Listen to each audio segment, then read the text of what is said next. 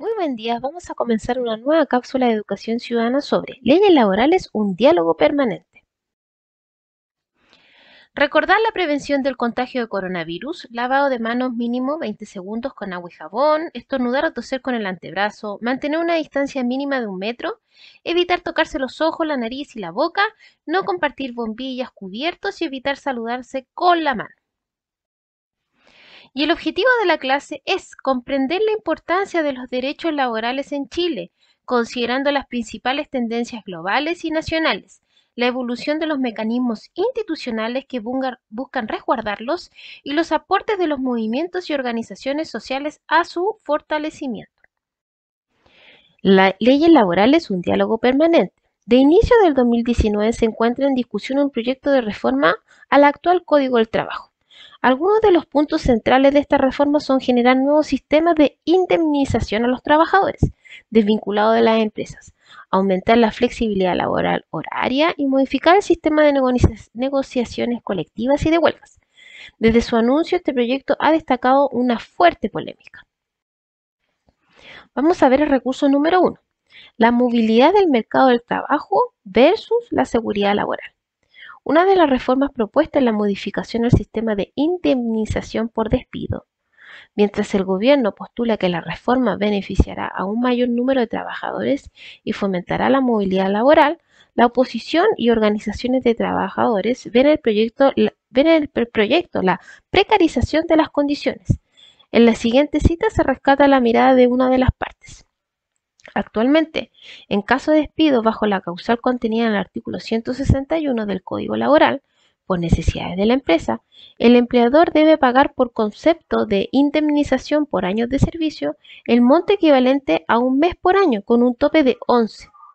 Este sistema, que en apariencia protege a los trabajadores, en la práctica un freno a la movilidad y reajuste de remuneraciones, los que se traducen en aumentos de contingencias ante necesidades de despido, y ha provocado la coexistencia de dos tipos de mercados laborales: uno con alta rotación, de contratos a plazo fijo y por obra o faena, y otro con escasa movilidad, donde los trabajadores no exploran mejores opciones por temor a perder su eventual indemnización en circunstancias que menos del 10% de los trabajadores la reciben.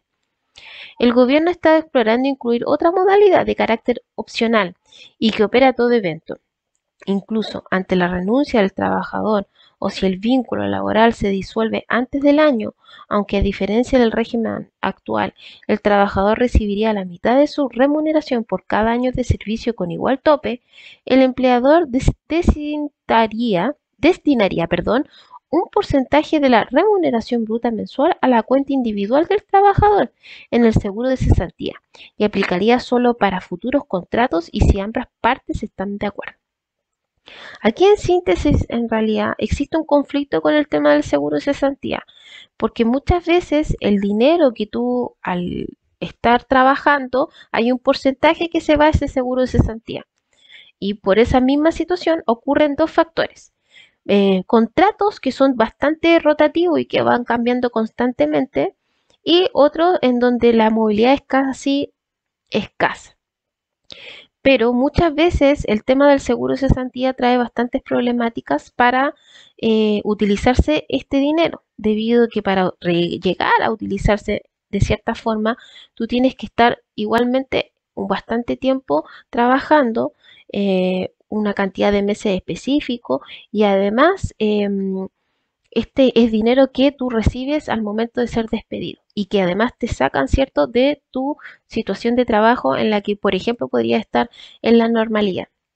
Por lo tanto, en realidad existen bastantes contradicciones y precarización en el tema de las condiciones que se tomen en base a este seguro de cesantía.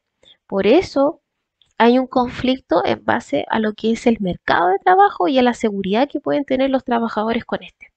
Vamos a ver ahora el recurso 2, las distintas visiones en torno al proyecto de la reforma al Código del Trabajo. Algunos de los puntos sobre los que han existido diferencias en la reforma son los servicios mínimos. Para que una empresa, en caso de huelga, siga operando con normalidad, validar a grupos negociadores durante procesos de negociación colectiva, tope de indemnización y flexibilidad laboral horaria. A continuación, especialistas en el tema opinan sobre alguno de ellos. Son correcciones que van en desmedro de las organizaciones sindicales, sobre todo en el tema de la titularidad sindical.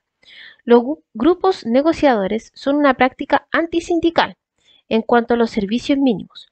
Lo que quieren hacer a través de esta normativa es seguir debilitando una huelga que en Chile es prácticamente suicida. Es decir, la huelga en el país no tiene prácticamente fuerza si se hacen al amparo del actual Código del Trabajo. Todo aquello que avance en una mayor flexibilidad tiende a lograr mayores espacios de productividad. Regular la jornada horaria para que las partes tengan mayor flexibilidad, por ejemplo, que las 45 horas semanales obligatorias se puedan distribuir en 4 días o jornadas por hora, esto va encaminando hacia lo que el mercado laboral hoy exige. Es un avance para definir aspectos que se terminaron judicializando como los servicios mínimos durante la huelga o grupos negociadores.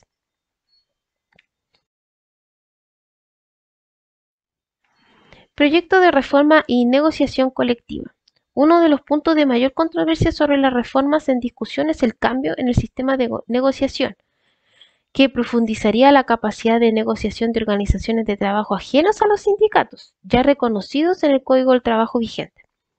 Los expertos sugirieron destrabar las incertezas existentes en esta área, negociaciones colectivas, estableciendo por la ley un procedimiento de negociación claro para los grupos negociadores, reconociendo los acuerdos suscritos por estos como instrumentos colectivos, así como también reconociendo ciertos derechos propios del sindicato que no serán aplicables a los grupos negociadores.